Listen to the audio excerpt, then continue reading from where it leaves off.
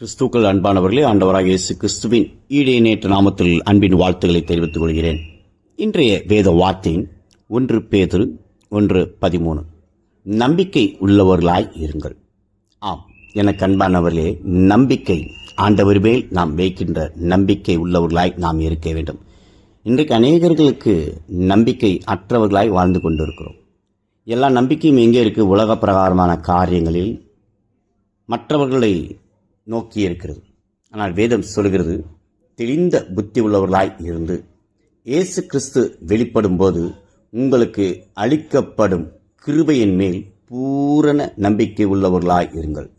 உங்களுக்கு அளிக்கப்படுகிற அந்த கிருபையின் மேல் பூரண நம்பிக்கை, அந்த நம்பிக்கை நாம் இருக்கும் பொழுது அந்த நம்பிக்கை ஒருபோதும் கெட்டு போகாது.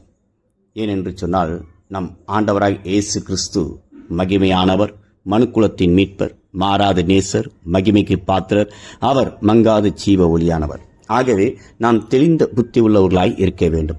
அப்படி தெளிந்த புத்தி உள்ளவர்களாய் இருக்கும் பொழுது நம்பிக்கை பெருகும் என்று வேதம் சொல்லியிருக்கிறது.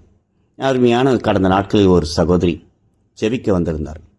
அவர்கள் ஜெபிக்கும் போது அந்த பிள்ளைக்கு கற்பத்தின் கனிக்காக அவர் ஜெபிக்க கேட்டுக்கொண்டாள். நாங்களும் என் மனைவியும் சென்றிருந்தோம், ஜெபித்தோம். கர்த்தருடைய கிருபை கரெக்டாக நாங்கள் ஜெபித்தோம். போய் 1 வருடங்களுக்குள்ளாக அந்த பிள்ளைக்கு அழகான ஒரு ஆண் குழந்தை, நாங்கள் போயிருந்த அந்த சமயத்திலே ஆண் குழந்தை பிறந்தது. எவ்வளவு ஆச்சரியம்! அந்த பிள்ளை நம்பிக்கையோடு வந்தார். ஒரே வார்த்தை, எனக்கு குழந்தை வேணும், அவ்வளவுதான். எனக்கு அன்பானவர்களே, நம்பிக்கை மனிதர்கள் மீது அல்ல, தெய்வத்தின் மீது.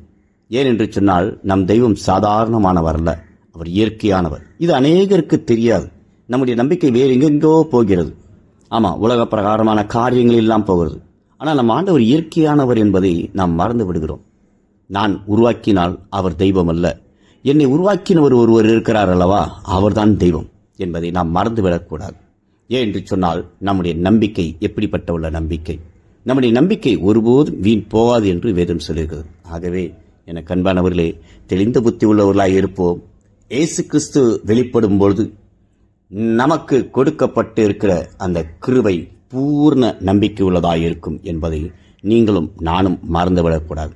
ஆகவே ஒவ்வொரு நாளும், ஆண்டவரே, இந்த நம்பிக்கையிலே நான் உறுதியாய் இருக்க, இந்த நம்பிக்கையை பெற்றுக்கொள்ள எனக்கு கிருபை தாரும், எனக்கு பலனை தாரும், எனக்கு சுகத்தை தாரும் என்று சொல்லி நாம் ஆண்டவருடைய பாதத்திலே நாம் காத்திருக்கும் போது நிச்சயமாக தெளிந்த புத்தி உள்ளவர்களாய் இருப்போம்.